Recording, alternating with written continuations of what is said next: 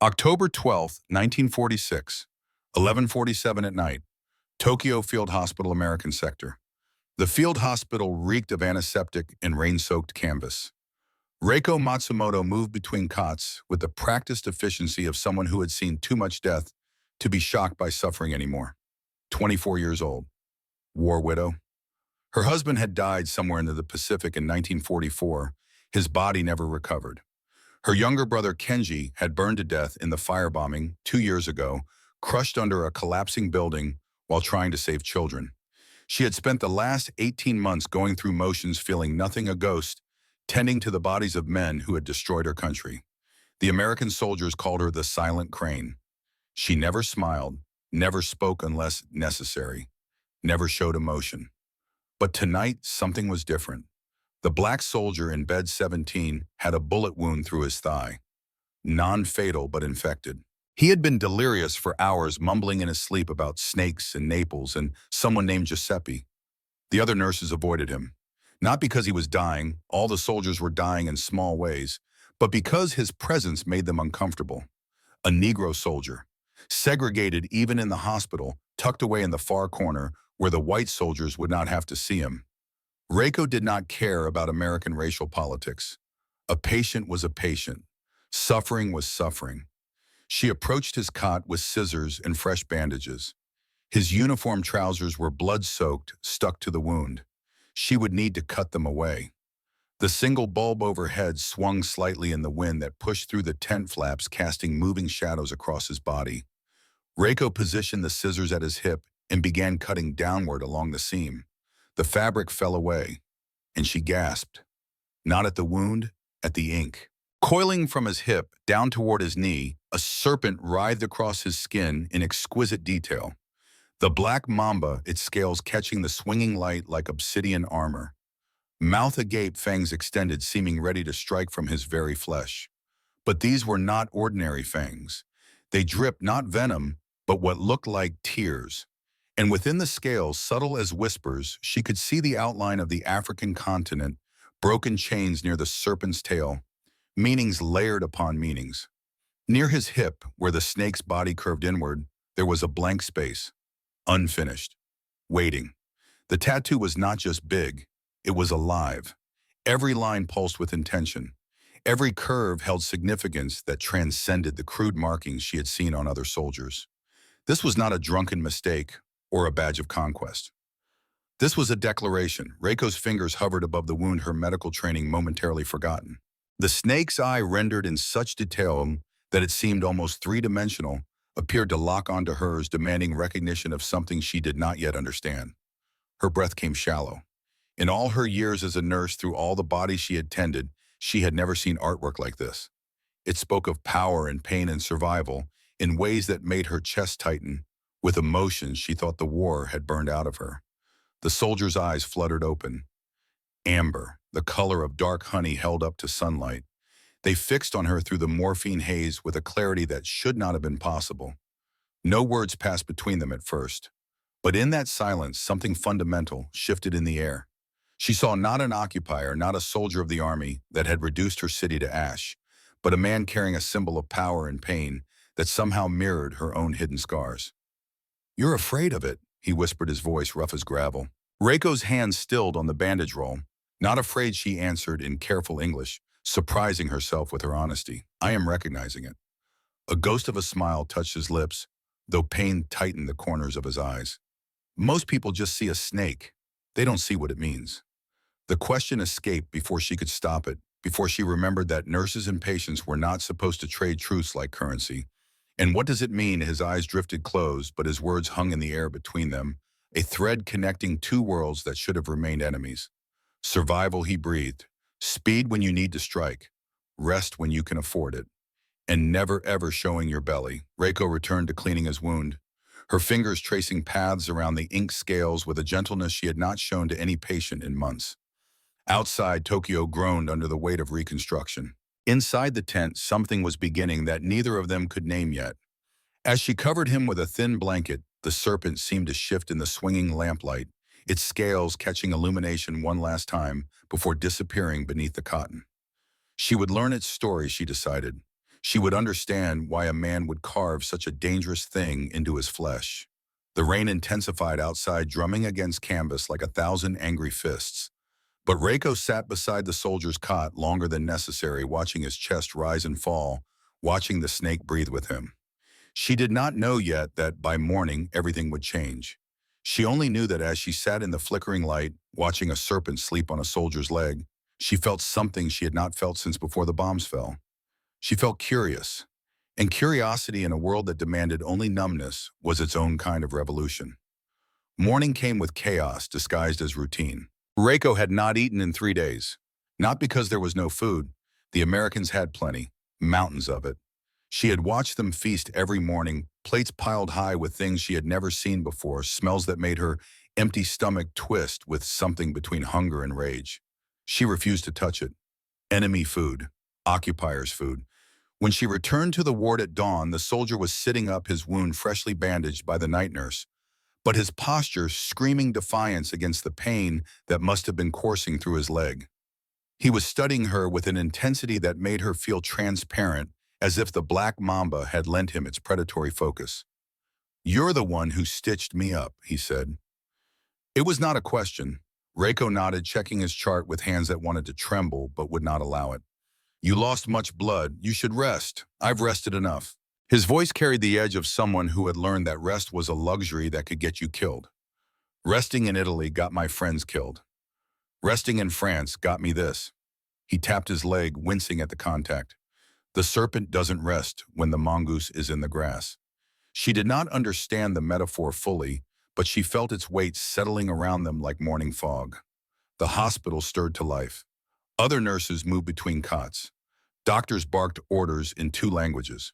But in their small corner of the tent, a different kind of battle was beginning. From his pocket, the soldier pulled something wrapped in brown paper. He held it out to her.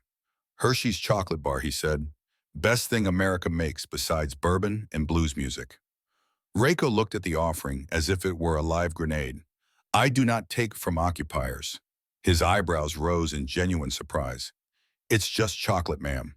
Nothing is just anything." The words came out harder than she intended, but she could not soften them. "You bombed my country to ashes. I will not eat your chocolate." A long silence stretched between them.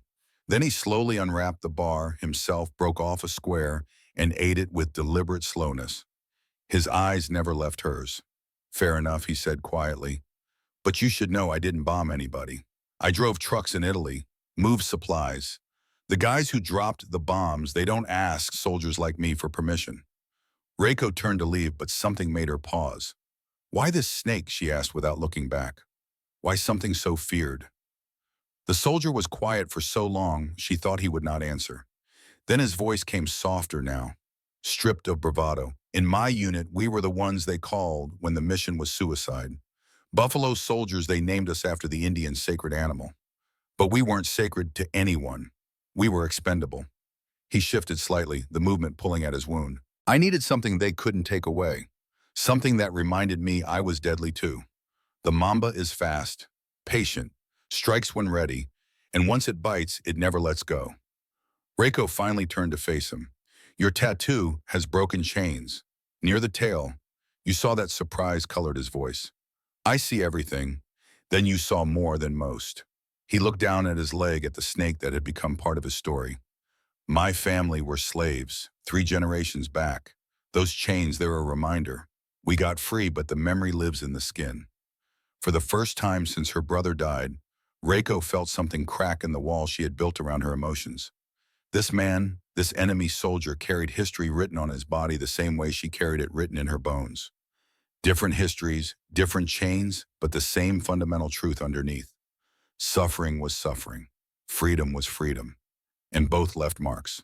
She opened her mouth to respond, but the tent flap burst open with enough force to make her jump. 2 military policemen entered, their eyes scanning the ward with the casual authority of men who knew their presence alone commanded obedience. When their gaze landed on the soldier in bed 17, Reiko felt her stomach tighten. Corporal James Thornton, 1 MP, barked, his red face suggesting either anger or too much whiskey the night before. "You're to come with us. Questions about an incident in the Shinjuku district." Colonel Blackwell wants this one, personal. The soldier's face went blank, that same mask she had seen on her own reflection, slipping into place. I'm wounded, he said evenly. Medically unfit for travel. You'll manage, the MP replied, stepping forward with a hand on his holstered pistol. Unless you want us to manage you, the threat hung in the air, subtle but clear. Reiko had seen this before. The occupation forces were not monolithic. Some Americans believed in rebuilding and the democracy they preached. Others saw Japan as spoils of place to take what they wanted. The MPs hunting this soldier belonged to the second group. He cannot walk, Reiko heard herself say, stepping between the soldier and the approaching MPs. His wound will reopen. I am his nurse and I cannot allow it. The MP's laugh was cruel sharp as breaking glass. Little girl, you lost the right to allow anything when your emperor surrendered. The words were designed to humiliate, to remind her of her place in this new order. But Reiko had not survived firebombing and starvation and grief by allowing men to diminish her with words. She pulled herself to her full height, which was still several inches shorter than either MP, and met the red-faced man's eyes without flinching. I am responsible for his medical care. If you move him and he dies, that is on your hands, not mine, not his. I will document his condition. I will file my report with the medical command, and I will make sure they know you took a dying man from a hospital bed. It was a bluff built on nothing but steel wrapped in silk. She had no power, no authority, no command structure that would listen to a Japanese nurse over American MPs. But something in her voice, some quality forged in fires that had destroyed this city, made them hesitate. The MPs exchanged glances. The second one, younger and less certain, shifted his weight uncomfortably. The red-faced sergeant's jaw tightened, but after a moment that felt like hours, he stepped back. We'll return with proper paperwork, he muttered. Sergeant Pike's orders. But this isn't over, Corporal. And you, he added, jabbing a finger at Reiko, you just put yourself on a list you don't want to be on. They left boots heavy on the wooden floor, but the threat lingered like smoke. You shouldn't have done that, the soldier said quietly once they were gone. Now you're on their radar too. Reiko began organizing her medical supplies with hands that would not show their trembling. I have been on many lists. One more does not frighten me, but it should. His voice carried genuine concern now. The snake knows when to strike, but it also knows when to disappear into the grass. You're not a snake. You're a crane in a field of wolves. The words struck something deep. A crane, her brother had called her that once years ago before the war consumed him. Cranes were symbols of peace, of grace, of survival through patience rather than power. Then perhaps, she said, meeting his eyes with something that felt dangerously close to defiance, I need to learn to have fangs.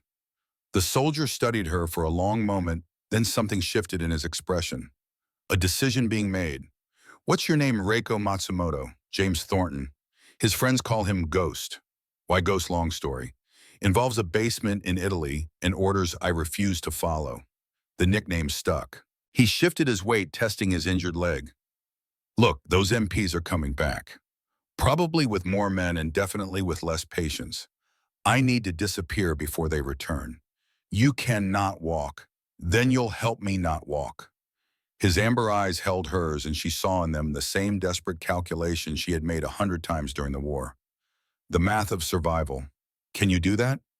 Crane, can you help a ghost disappear? Reiko thought of her brother Kenji, dying in flames while trying to save others. She thought of her husband lost somewhere in the Pacific, his body never returned for burial.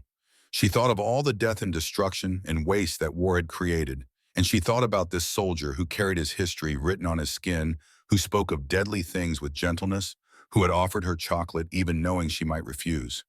She thought about the mongoose hunting the snake, and she made a choice that would change everything. Yes, she said simply. I can help a ghost disappear. Outside, the rain that had threatened all morning finally began to fall, washing over Tokyo's ruins, over the hospital tent, over two people from opposite sides of a war who were about to discover that sometimes the line between enemy and ally was as thin as the space between fear and courage. The serpent on his leg pulsed once in the gray morning light, as if acknowledging the choice being made. And somewhere in the distance, thunder rolled across the occupied city like a promise. The hunt was about to begin. Sato found them in the supply closet 2 hours after the MPs left. The senior Japanese physician moved through the hospital like a ghost himself, 78 years old but still sharp as surgical steel. He had survived 3 wars and knew when to speak and when to stay silent. More importantly, he knew when rules needed breaking. The hospital has protocols, he said, quietly closing the door behind him. But protocols are written by victors.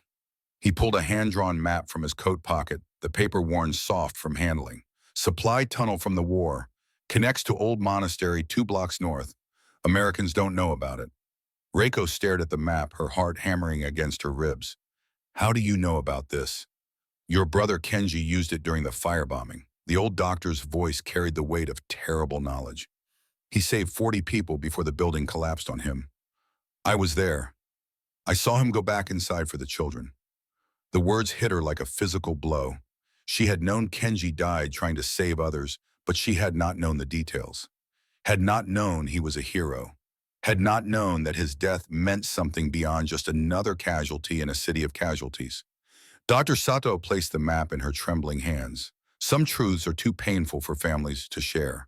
But now you must honor his memory. The tunnel entrance is beneath the hatch in this closet. It leads to the monastery basement. From there you can reach the streets without being seen. Why are you telling me this? Reiko whispered. Because I have seen many soldiers, Japanese and American both. Most are boys pretending to be men following orders they do not understand. But that one, he gestured toward where James waited in the main ward, he has honor. I see it in how he looks at people, how he thanked the night nurse even through his pain, how he offered you chocolate knowing you might refuse. The doctor's weathered face held something that might have been hope. And you have courage. Together you might survive what is coming. What is coming? Sato's expression darkened. Sergeant Pike is not a fool. He works for Colonel Blackwell, someone who wants Corporal Thornton silenced. This is not about black market dealings.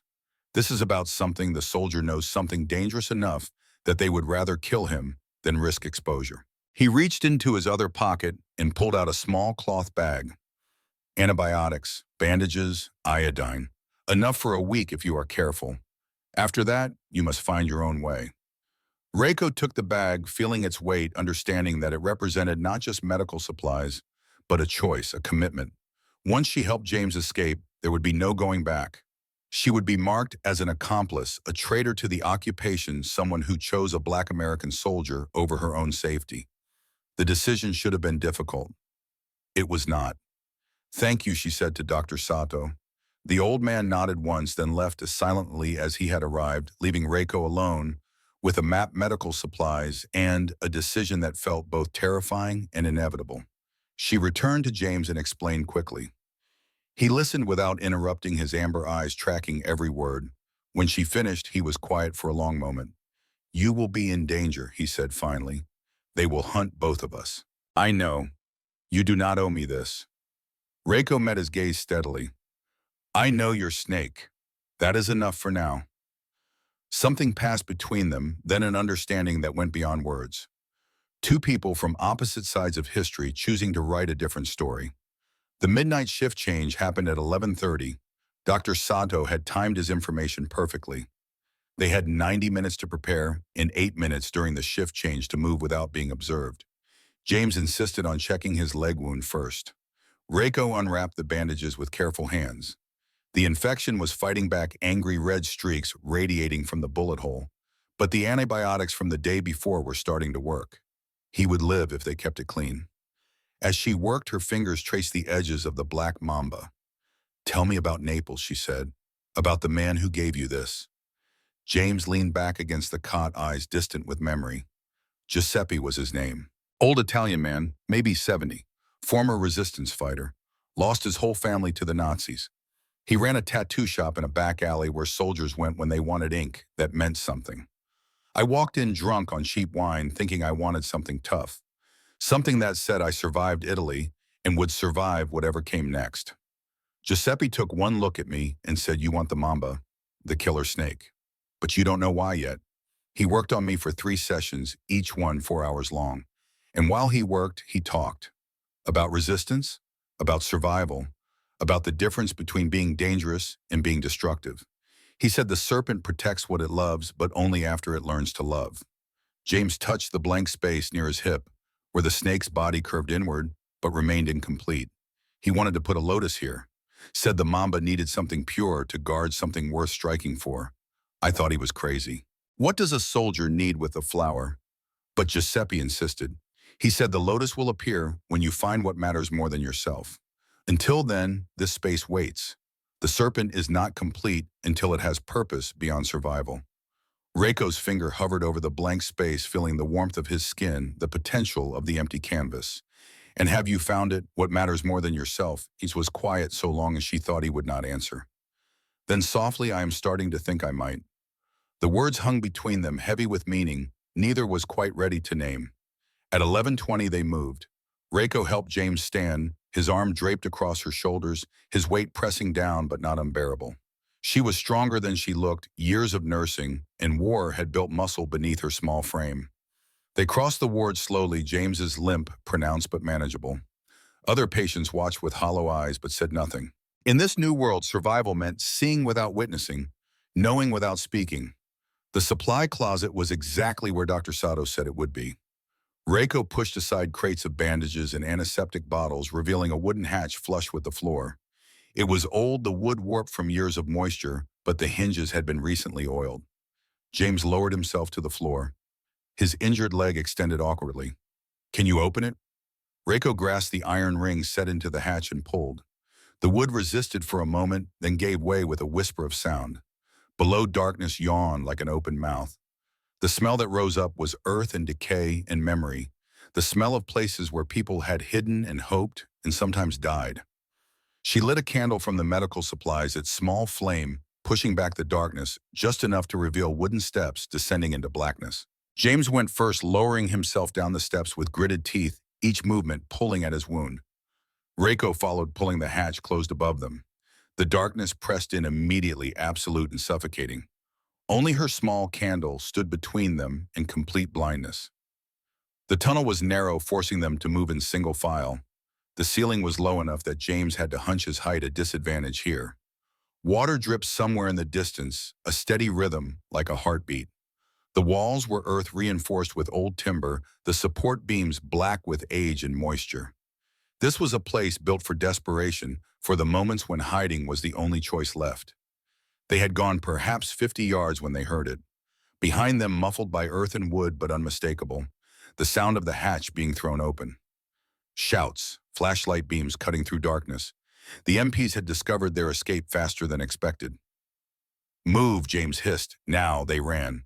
Or rather, James hobbled as fast as his wounded leg would allow, while Reiko supported him, their shadows dancing wildly on the tunnel walls from her swinging candle. Behind them, the voices grew louder. Commands barked in English. The heavy tread of boots on wooden steps. The tunnel split ahead, a Y junction that Dr. Sato's map had not mentioned. Left or right, safety or death. No time to think. James grabbed her arm. Right. Always go right in tunnels. Drainage follows gravity. Right means down. Down means out.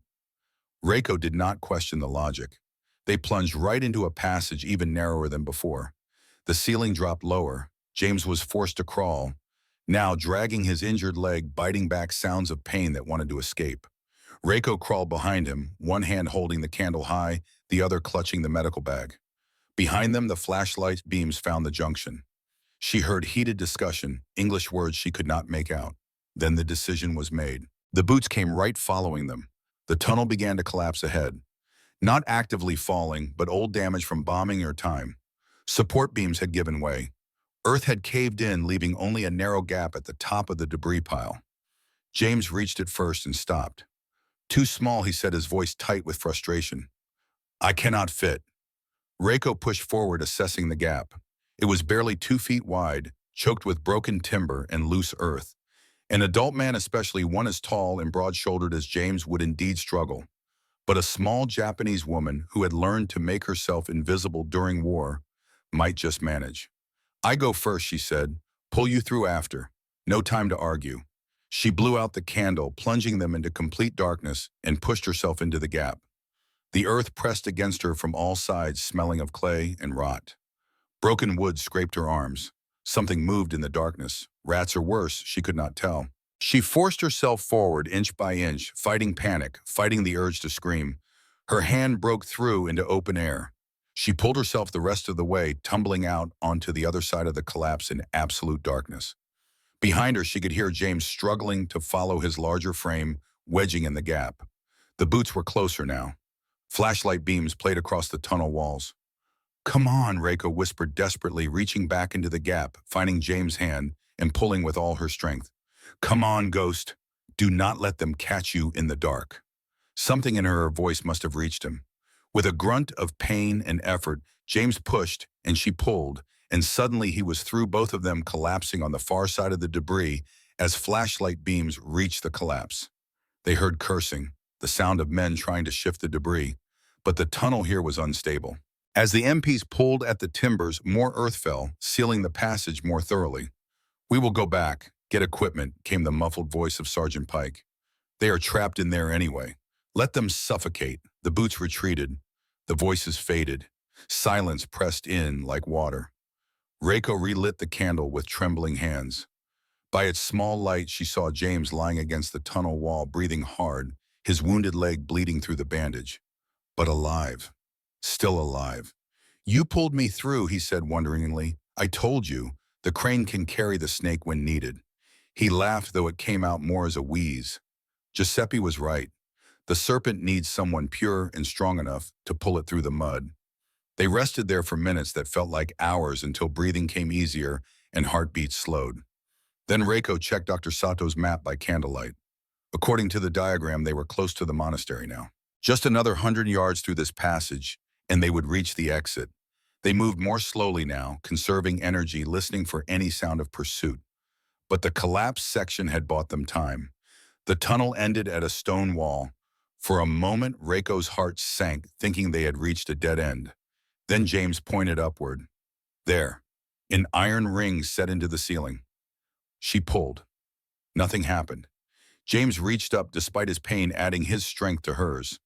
The trap door in the ceiling groaned, showering them with dust and debris, then swung open. Cool night air rushed in, carrying the smell of rain and incense. They climbed out into the basement of the monastery. It was small, lined with wooden shelves holding candles and prayer books. Above them, they could hear the soft sounds of monks chanting evening prayers and aware of the drama unfolding beneath their feet. Freedom, almost. But as they prepared to climb the stairs, James stopped. He reached into his jacket pocket and pulled out a military ration pack, one of the K rations that American soldiers carried in the field. This, he said quietly, is important. He opened the pack.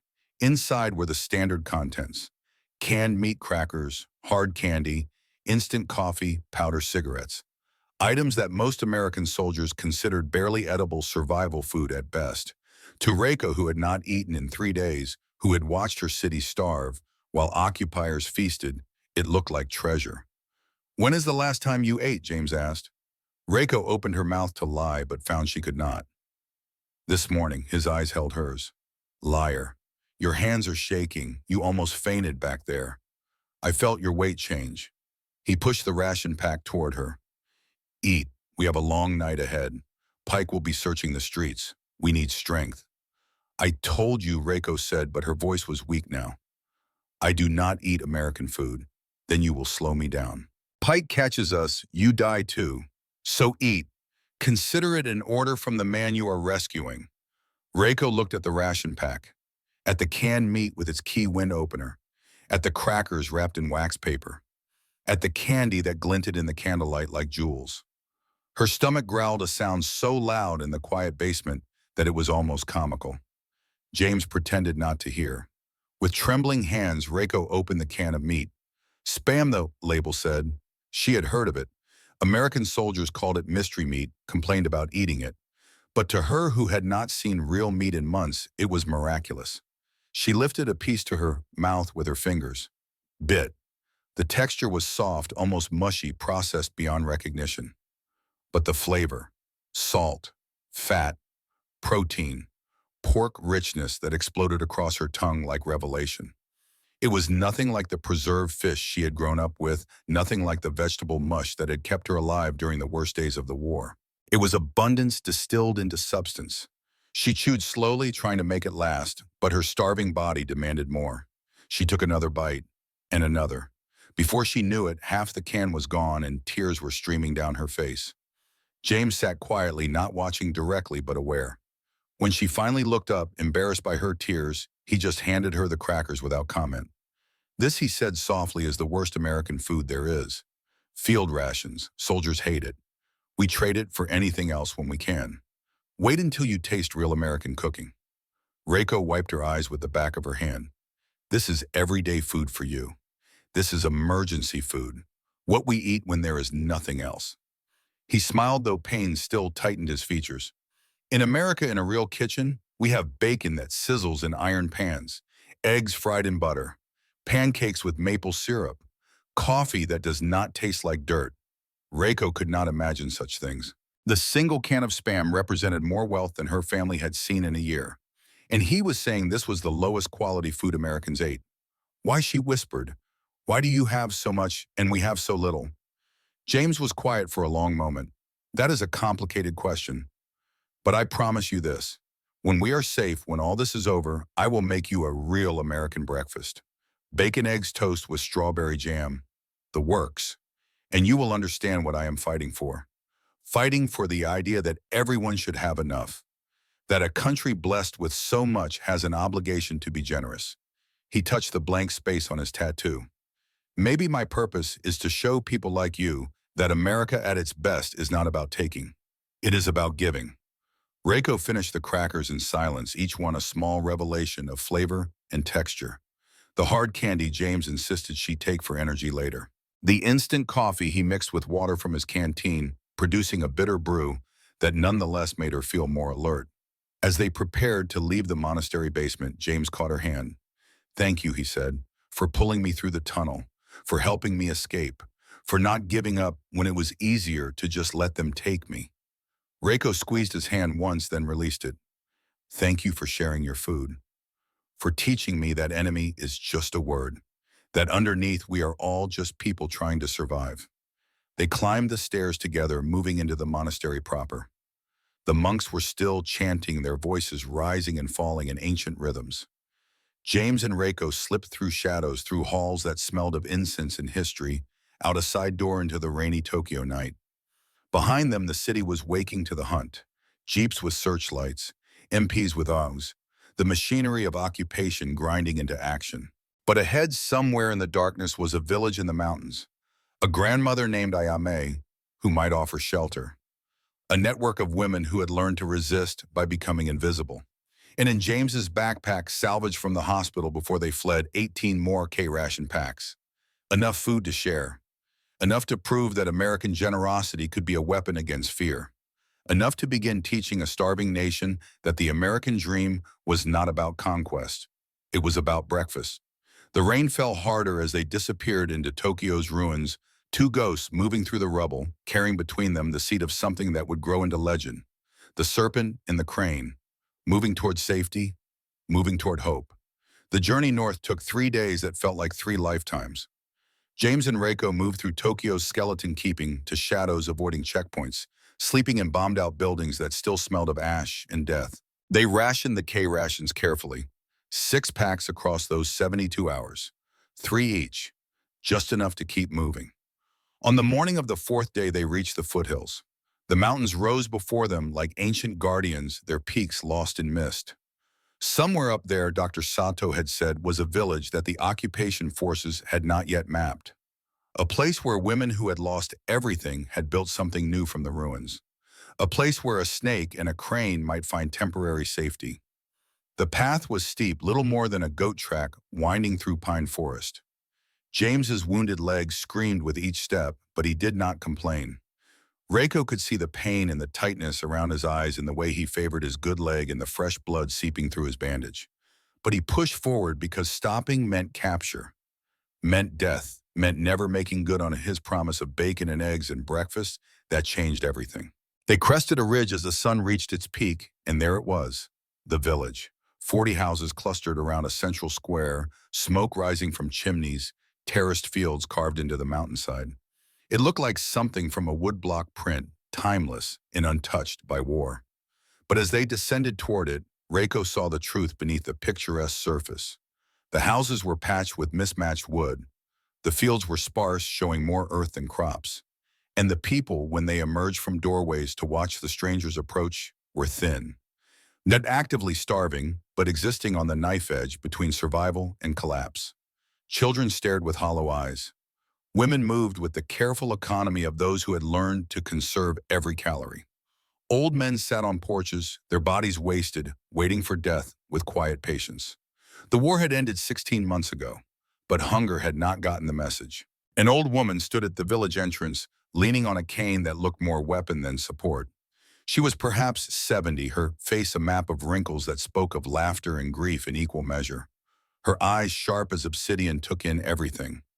James's height, his skin color, his military bearing, the way Reiko supported him, the blood on his leg, the exhaustion on both their faces. So the old woman said in Japanese, "You bring a mongoose into the crane's nest," grandmother Ayame Reiko said, bowing despite her fatigue. "I bring a snake who needs refuge." The old woman's expression did not change, but something flickered in her eyes. Curiosity, perhaps, or recognition. She studied James with the intensity of someone who had survived by reading people, by knowing when to trust and when to defend. "Does this snake know how to be still?" she asked. James, understanding he was being evaluated, even if he could not follow, the Japanese straightened despite his pain. When Reiko translated, he responded in careful English that Reiko then rendered into Japanese. "I know how to wait. I know how to watch. And I know how to strike only when necessary. But I also know how to share. And I have food." At the word food, the atmosphere shifted. Children edged closer. Women appeared in doorways. The village's hunger was a living thing, and it had heard a promise. "What food?" Ayame asked, her voice flat, refusing to show hope that might be crushed. James shrugged off his backpack with difficulty, his wounded leg making the movement awkward. He opened it to reveal the remaining K-ration packs, 12 of them carefully preserved across their journey. American military rations. Not much, but more than this village had seen in months. "Take them," he said through Reiko's translation. "For the children." The silence that followed was absolute. No birds sang, no wind moved. The village held its breath. Why? Ayame asked, the single word heavy with suspicion. Why would an American soldier give food to Japanese villagers? "Because I saw what war did to Europe." James' voice was steady, certain. "Starving children look the same in every language. Italian, German, French, Japanese. And I will not let kids go hungry while I eat." He pulled out one K ration and opened it, showed the contents. Canned meat, crackers, candy, coffee. Explained what each item was, how to prepare it, how to distribute it fairly among the village's 25 children. "I am not asking for shelter. In exchange," he continued, "if you want me to leave, I will leave, but take the food. It is gift, not trade." Ayame's eyes narrowed. "Nothing is gift. Everything has price." "Then the price is this." James met her gaze without flinching. "When the Americans send food supplies to this region, you demand your share. You stop accepting starvation as your fate. You remember that you deserve to eat as much as any occupier." For the first time, the old woman's expression cracked. Not quite a smile, but something close. "The snake speaks truth. This is rare in men with guns." She turned to the gathered villagers, older women, mostly the grandmothers and widows who ran this place. They had a language of glances, these women a way of communicating without words. Decisions were made in silence, democracy practiced through slight nods and subtle gestures. Finally, Ayame turned back to James and Reiko. "You stay, but you work. The snake must prove it can do more than bite. And when Americans come, because they will come, you help us get more food. Use your privilege for something better than war." It was not quite acceptance, but it was not rejection either. It was a test. James spent the first week proving himself. Despite his wounded leg, despite pain that made him gasp when he thought no one was watching, he worked, chopping wood for the communal fires, hauling water from the mountain spring, 2 buckets balanced on a pole across his shoulders, helping repair a roof damaged by winter storms. The village women watched with eyes that missed nothing. They had been told Americans were lazy, that they relied on machines and technology because they were weak. But this American, this black soldier with the snake tattoo, worked until his hands bled, worked until his leg reopened and had to be restitched by Reiko in the privacy of the small house they had been given. Worked until even the most skeptical grandmother had to admit that perhaps not all occupiers were the same. The children were the first to warm to him. They had no politics, only curiosity. They gathered around James during rest breaks, pointing at his dark skin with wonder. They had never seen a black person before. In their limited experience, there were only two types of humans, Japanese and white Americans. James let them touch his arm, let them compare the color to their own, answered their questions through Reiko's translation with patience that seemed endless. Yes, he was born this color. No, it did not wash off. Yes, his mother and father were the same color. No, he could not change it, even if he wanted to. And no, he did not want to. One afternoon, as James split logs in the village square, the children asked about his tattoo. They had glimpsed it during the work, the black mamba, coiling beneath his rolled-up sleeve. Their grandmother had told them it was important, but they did not understand why. James paused in his work, wiping sweat from his face. He looked at Reiko, who had been watching from the shade. She nodded. This was his story to tell. He sat on the chopping block and rolled up his sleeve, fully revealing the serpent in all its detailed glory. The children gasped, pressing closer. Even some of the women drifted over, pretending to work on nearby tasks, but clearly listening. This is the black mamba, James said, and Reiko translated. It is the most dangerous snake in Africa where my ancestors came from. When it bites, death comes fast, but the mamba only strikes when threatened. The rest of the time it watches. It waits. It protects its territory and its family. A boy, perhaps 8 years old, reached out tentatively to trace the scales with one finger. Why did you put it on your body, he asked. Because I needed to remember something, James said. During the war, I was scared all the time. Scared I would die. Scared I would fail my friends. Scared I was not strong enough, or fast enough, or brave enough. The mamba reminded me that strength is not about being the biggest or the loudest.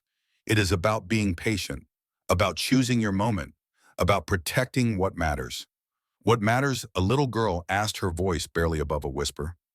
James was quiet for a moment, his hand unconsciously moving to the blank space near his hip. That is what I am still learning, he said. But I think it is about people, about making sure that the ones you care about have enough. Enough food, enough safety, enough hope. The children absorbed this with the seriousness that only the young can manage. Then the 8-year-old boy asked the question that had been hovering in the air since James arrived. Do you have food? Real food. Not just the packages. James looked at Reiko. She saw the decision forming in his eyes and felt her breath catch. They had 2K rations left.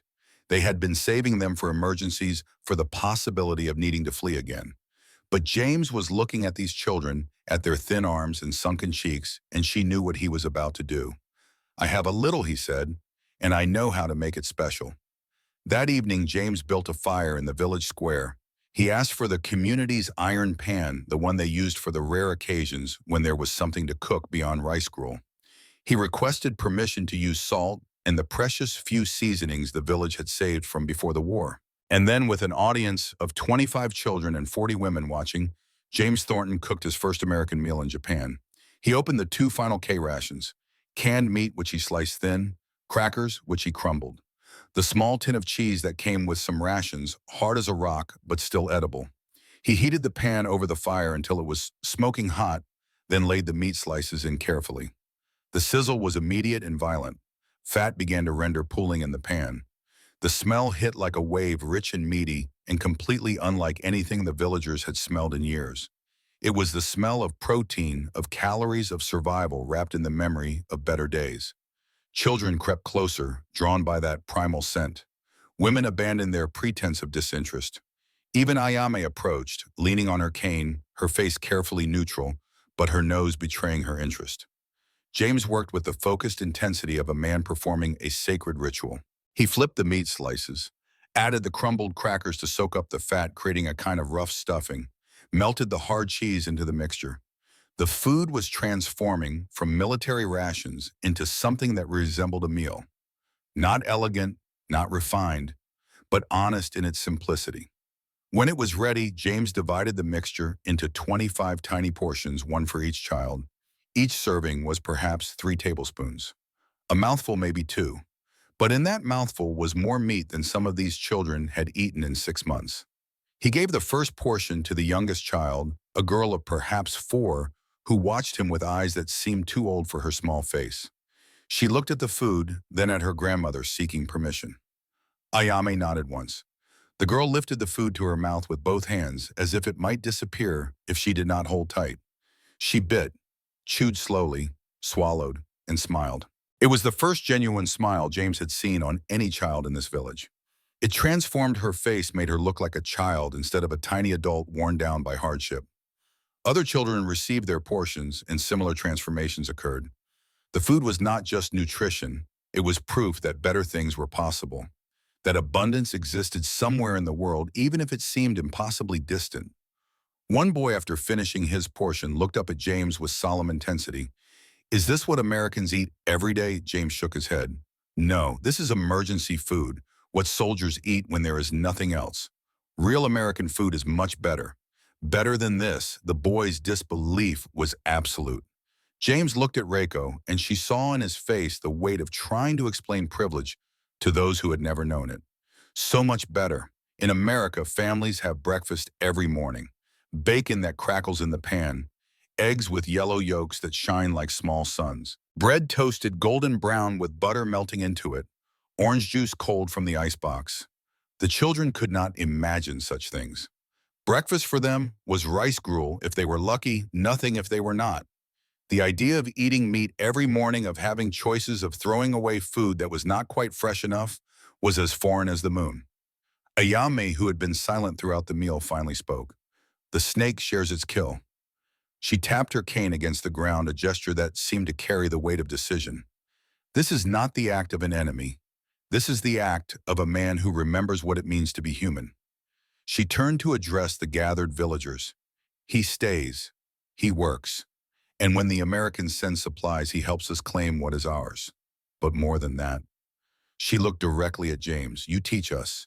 Teach us how Americans think, how they decide who gets food and who does not, how we can use their own rules against them to feed our children." James nodded slowly. "I can do that." Over the following days, James began to explain the system, how military supply chains worked, how food aid was distributed, or more accurately, how it was supposed to be distributed, but often was not. He drew diagrams in the dirt showing how supplies flowed from ships to warehouses to distribution centers. He explained the forms that needed to be filled out, the bureaucracy that could be exploited, the ways that persistent requests could eventually yield results. But more importantly, he taught them something else. He taught them that the system was not inevitable, that the Americans hoarding food while civilians starved were not following orders. They were breaking rules, and that meant they could be challenged. "There is a man," James said one evening as the village council gathered to hear his plans. "Colonel Harrison Blackwell. He controls supply distribution for this entire region, and he is corrupt. He takes food meant for Japanese civilians and sells it on the black market. That is why you are hungry, not because there is no food, but because Blackwell is stealing it." Reiko translated, and she watched the women's faces shift from confusion to understanding to rage. The hunger had not been random. It had been inflicted, deliberately, for profit. "How do you know this?" Ayami asked. "Because I saw the records." James's voice was flat factual. "I was a transport officer in Italy. I moved supplies. I saw manifests that did not match what was actually in the trucks. When I asked my commanding officer about it, he told me Blackwell's orders. That is when I knew something was wrong. I asked questions, and that is why they accused me of stealing, to discredit me before I could expose them." He looked around the circle of weathered faces. "I have documents, hidden, proof that Blackwell has been hoarding supplies. If we can get those documents to the right people, journalists, honest officers, members of Congress, we can stop him. We can force the supplies to be distributed the way they are supposed to be. And until then," Ayame asked, "until then we starve while waiting for justice." James shook his head. "Until then we make noise.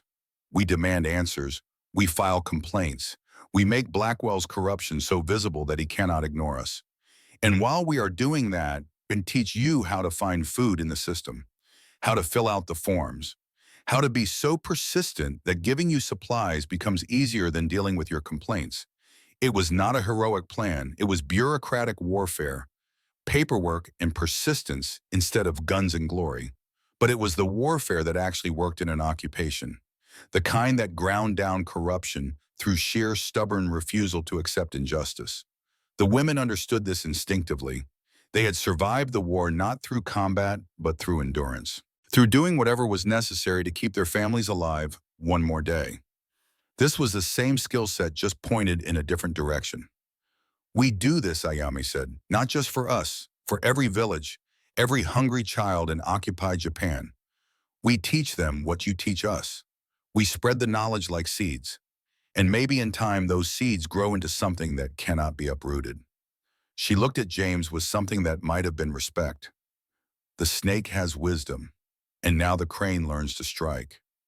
That night, as Reiko changed James' bandage in the small house they shared, she asked the question that had been growing in her mind since the tunnel. Why are you really doing this? You could have run, could have hidden, could have saved yourself and left us behind. But instead, you give away your food.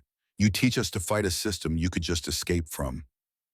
Why James was quiet as she worked her fingers gentle on his healing wound.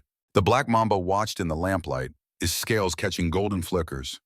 When I was a kid, he said, finally, my grandmother raised me after my parents died.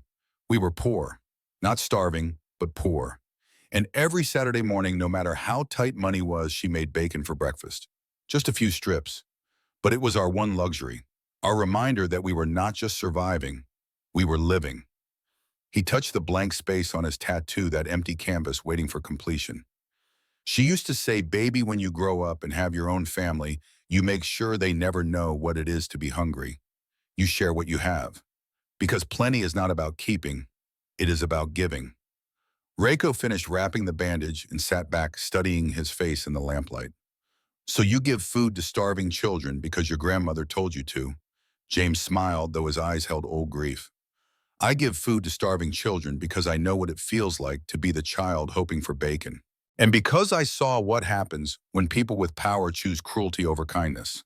In Europe, I saw concentration camps. I saw what humans can do to each other when they decide some people deserve to eat and others deserve to die. I will not be part of that. Not ever again. He reached out and took her hand. And because you pulled me through that tunnel when you could have left me, because you shared your last bit of strength to save someone you had every reason to hate. If you can be that brave, that generous, then I can at least share my food. Reiko felt tears threaten, but pushed them back. In Japan, we have a saying, koi no yoken. It means the feeling when you meet someone that you are going to fall in love with them. Not love at first sight, but the knowledge that love is inevitable. What are you saying? I am saying that I did not believe in hope anymore. The war killed it. But then I saw your tattoo and heard you talk about striking only when necessary and watched you give your food to hungry children. And I think maybe hope is not dead. Maybe it was just waiting for the right person to wake it up. James squeezed her hand gently. Giuseppe's vision, the serpent and the crane, together. Reiko nodded, together. And we teach these people that plenty should be shared, that breakfast should be bacon, not hunger, that America at its best is not about bombs, it is about generosity. Outside the village slept fitfully bellies, a little fuller than they had been, hope a little stronger. And in the small house, two people from opposite sides of history held hands and planned a revolution that would be fought not with weapons, but with paperwork and persistence, and the stubborn belief that every child deserved bacon for breakfast. But neither of them knew that change was coming faster than they expected, that within 48 hours, everything would transform, that the bacon James had promised was not some distant dream, but a reality about to arrive in the form of American supply crates in the conscience of one sympathetic soldier. The black mamba coiled on James' leg, incomplete but patient. The flower would come. But first they had to survive what was coming next. First they had to prove that even in occupation, even in hunger, even when the powerful tried to crush the vulnerable, there was still room for resistance. And it started, as so many revolutions do, with the simple act of sharing a meal. 2 weeks after James and Reiko arrived at the village, change came rumbling up the mountain path in the form of an American supply convoy. The children saw it first from the watchtower. 3 trucks climbing the switchbacks, American flags painted on their sides. The village bell rang, not the 3 strikes that meant danger, but 4. Unknown approaching.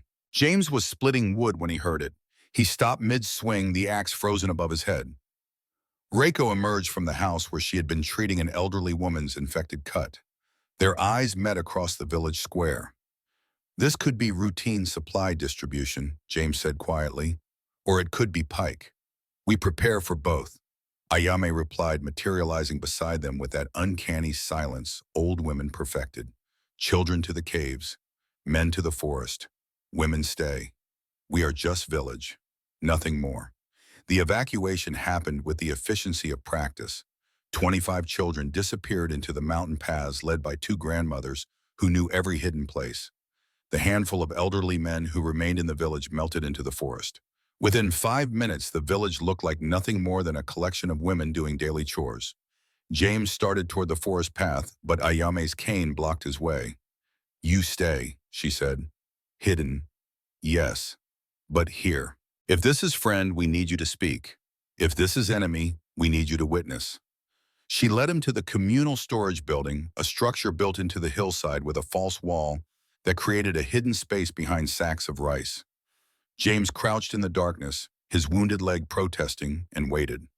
Reiko took her place among the other women, pretending to mend fishing nets in the square.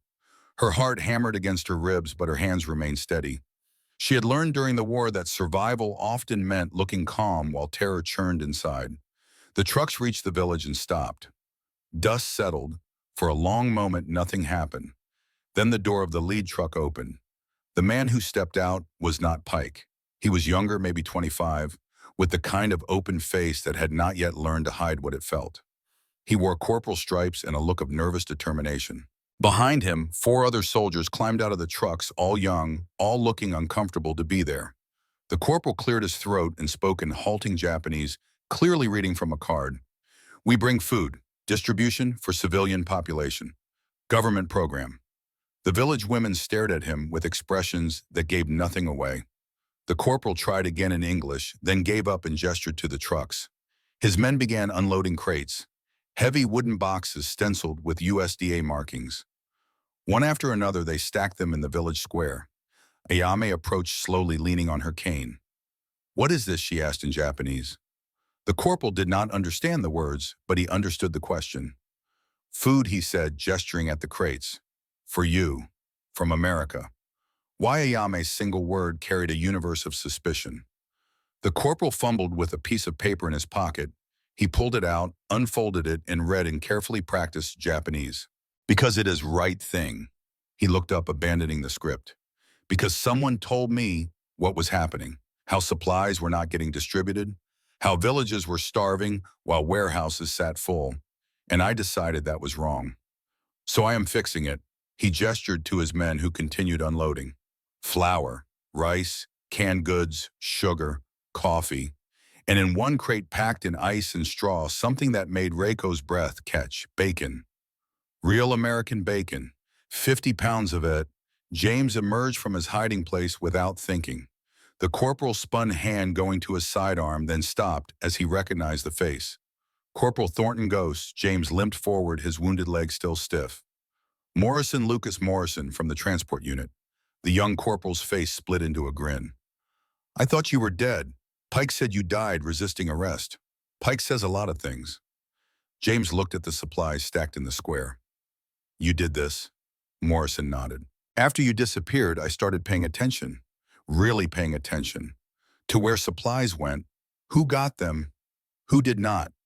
And I saw what you saw, the manifest that did not match, the shipments that disappeared, Blackwell's name on everything." He lowered his voice. "I could not expose it alone.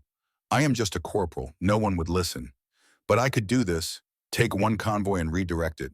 Tell the quartermaster I am checking on remote distributions. Get supplies to people who need them."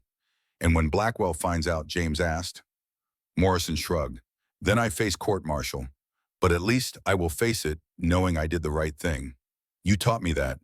In the mine when you came back for me instead of saving yourself. You taught me that following orders is not the same as doing right." James gripped Morrison's shoulder. "You are a good man, Lucas. I am trying to be."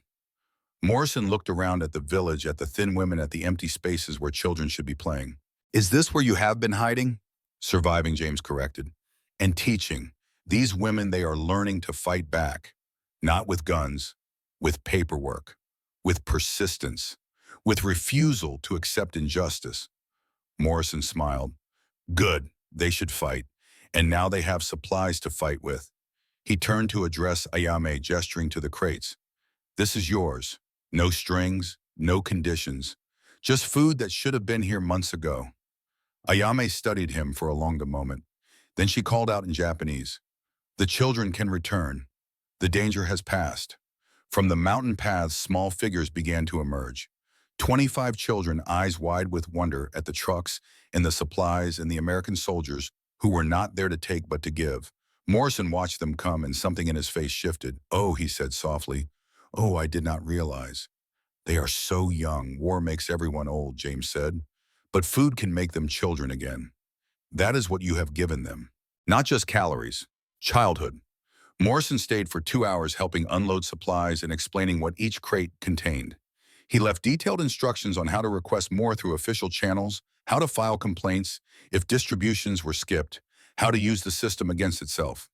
Before he left, he shook James' hand one more time. Stay safe, Ghost, and keep teaching them. The Empire is changing slowly, but it is changing. Because of people like you, people like us. James corrected. You took the risk today. That counts. After the convoy rumbled back down the mountain, the village stood in stunned silence, surrounded by more food than they had seen in 2 years. The children crept closer to the crates, touching them with reverent hands, as if the boxes might disappear if handled too roughly. Ayame looked at James. So, you promised us bacon.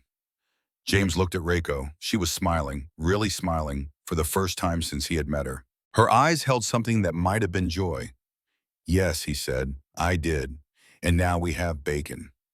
That evening, as the sun painted the mountains golden red, James Thornton kept his promise. He built a fire in the village square. A proper fire, large and hot with stones arranged to hold the community's iron pan. He opened the crate of bacon, and the smell that rose from it, smoked pork and salt, and preservation spices made every person in the village stop what they were doing and turn. Reiko stood beside him, and together they prepared the meal that would become legend in this village. James laid the bacon strips in the pan. Not the thin ration pieces from K-rations, but thick-cut American bacon, marbled with fat, ready to transform under heat into something approaching perfection. The sound began immediately. Sizzle, pop, crack. The music of fat rendering, of protein crisping, of abundance made audible. Smoke rose, carrying that primal smell that spoke directly to the hindbrain, to the part of human consciousness that remembered hunger and celebrated its end. Children drifted closer, hypnotized. Women abandoned their tasks. Even the elderly men who had returned from the forest came to watch. James worked with the patient focus of ceremony. He flipped the strips with a wooden spatula Reiko had carved for him. He adjusted the heat by moving the pan closer or farther from the flames. He watched the color change from raw pink to caramel brown to mahogany at the edges. When the first batch was done, he removed the strips to a plate lined with cloth to absorb the excess grease. But he did not discard that grease. He kept it in the pan liquid gold, and into it he cracked eggs. Morrison had brought eggs, 24 of them packed in straw. James cracked 6 into the bacon fat, and they hit the hot surface with a hiss. Edges crisping immediately, whites turning opaque yolks, glowing yellow-orange like small suns. He had flour now, real flour. He had butter, he had salt and sugar and baking powder. So while the eggs cooked, Reiko mixed batter for pancakes under his instruction. Not perfect American pancakes, but something close. Something that would soak up maple syrup if they had it, and honey if they did not. The first pancake went into a second pan, and the smell of it, browning of sweetness and grain and promise, added another layer to the symphony of scents filling the village square. James divided the first batch among the children. Each child received 1 strip of bacon, 1 egg, 1 small pancake with honey drizzled over it. More food than some of them had eaten in a single meal in their entire lives. He gave the first serving to the 4-year-old girl who had smiled after tasting the K-ration mixture weeks before. She took the plate with both hands, looking up at him with eyes that held worship and wonder in equal measure. Taste it, James said gently, and Reiko translated. The girl lifted the bacon strip to her mouth, bit through the crispy exterior into the chewy, salty, fatty interior. Her eyes closed. Her whole body seemed to sigh with satisfaction. When she opened her eyes again, they were full of tears. "Is this heaven?" she asked. "No," James said, his own voice thick with emotion. "This is breakfast. This is what every child in the world deserves to have.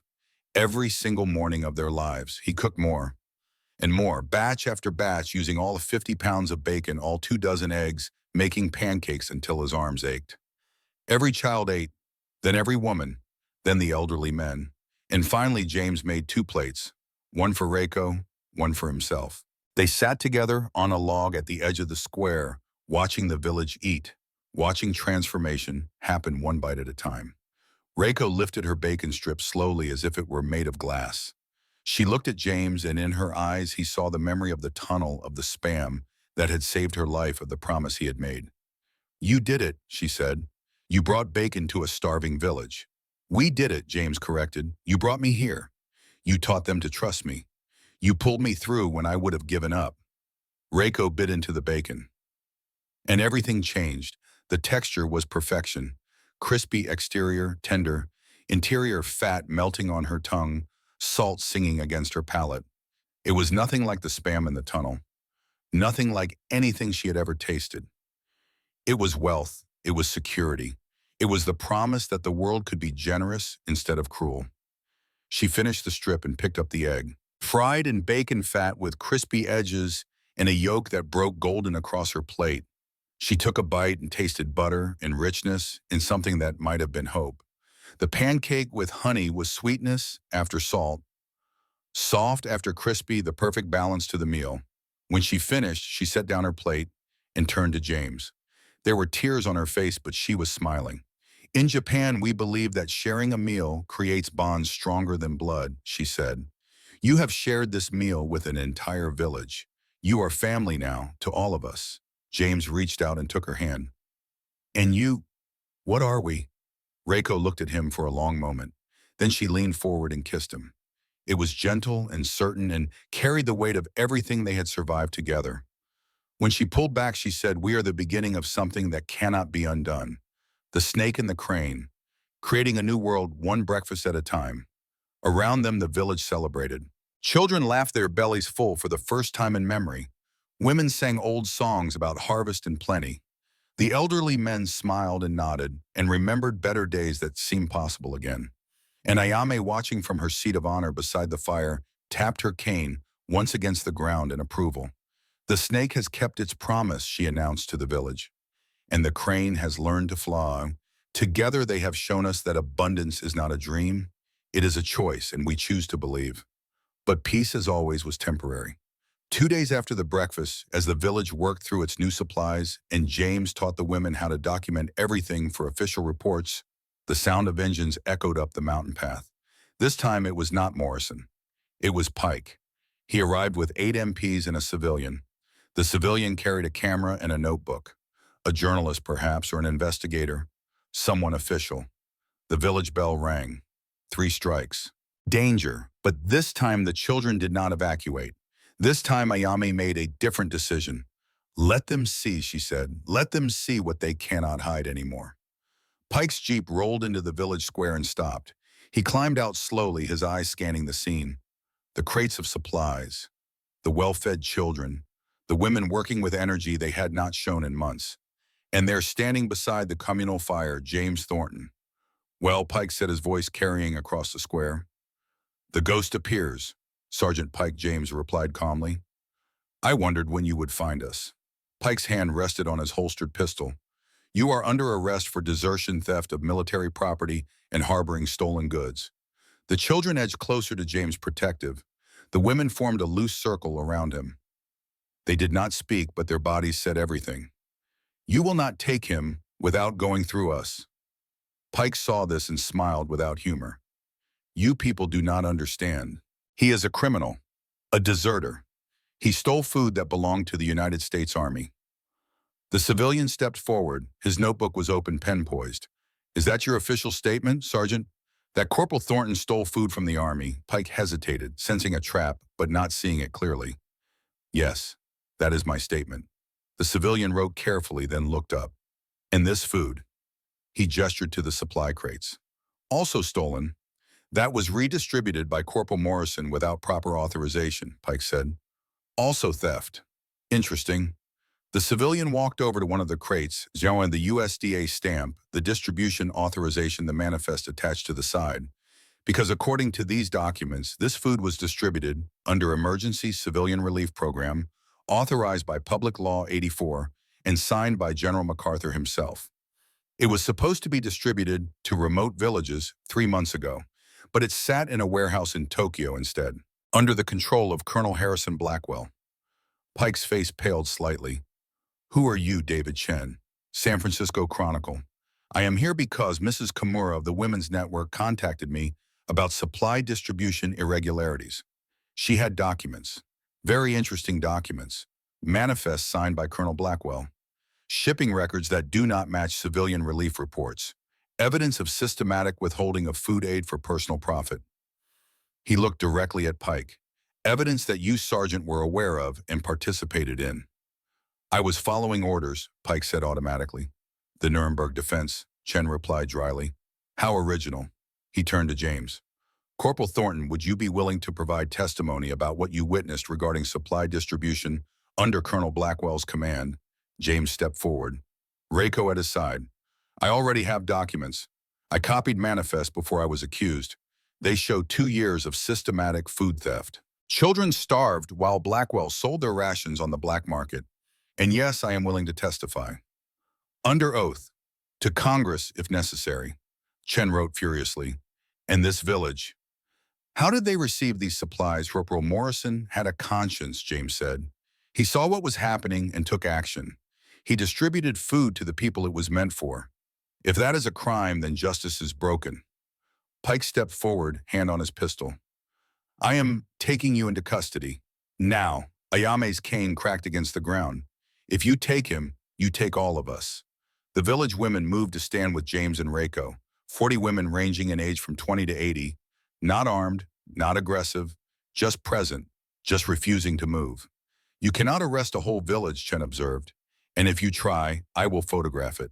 And that photograph will be on the front page of every newspaper in America. U.S. Army assaults Japanese villagers defending the man who fed their children.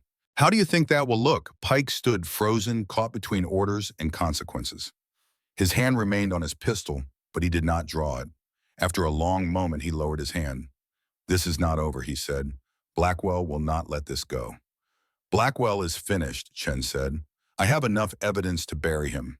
And when my story runs, there will be congressional hearings. You can either be part of the problem or part of the solution, Sergeant. Choose carefully. Pike looked at James one last time. You should have died in that tunnel, he said. But I did not. James replied.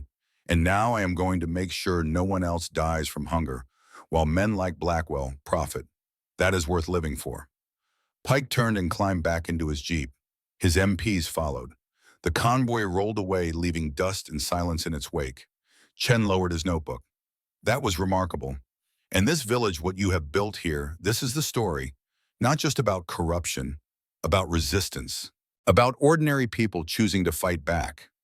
He looked at James and Reiko. I want to tell your story, the black soldier and the Japanese nurse, the snake and the crane, building something new from the ruins of war. James glanced at Reiko. She nodded. Tell it, James said. But tell it right. This is not about heroes. This is about what happens when people decide that generosity is stronger than greed. When they choose to share instead of hoard. When they remember that breakfast should be bacon, not hunger. Chen smiled. I will tell it exactly that way. That night, after Chen left to file his story after the village celebrated their victory with another meal cooked by James after the children were asleep and the fires burned low, Reiko found James sitting alone looking at the mountains. She sat beside him without speaking. They had learned the comfort of silence together. After a while, James said, it is not finished. Blackwell will fight back. There will be trials, testimony, maybe even court-martial for me. Maybe Reiko agreed, but you will not face it alone, I know. He turned to her. The blank space. Giuseppe said it would fill when I found what mattered more than survival. Reiko waited. It filled, James said, the moment you pulled me through that tunnel. I just did not see it yet. But now I do. He touched his hip where the empty space waited. When this is over, when the trials are done and we are safe, I want to complete it. The flower Giuseppe envisioned it. But not just any lotus. He looked at her. I want you to design it. You choose what goes in the space because this is not just my story anymore. It is ours. Reiko felt tears threatening again, but she smiled through them. A lotus rising from mud, like what we are building. Beauty from ugliness. Hope from suffering. Yes, James said, exactly that. They sat together watching stars appear in the mountain sky, and for the first time since the war ended, both of them believed that the future might be worth living for. The village slept peacefully. The children dreamed with full bellies. The women rested knowing they had fought and won. And somewhere in Tokyo, a journalist named David Chen typed a story that would change everything. The headline would read, "The Serpent's Breakfast: How a Black Soldier and a Japanese Nurse Defeated Corruption with Bacon." But the real story was simpler than that. It was about two people who chose generosity when the world demanded cruelty, who shared when they could have hoarded, who believed that every child deserved bacon for breakfast and were willing to fight to make that belief real. The black mamba coiled on James's leg, still incomplete, but no longer waiting. The space knew what would fill it now. A lotus designed by a Japanese nurse who had learned to have fangs.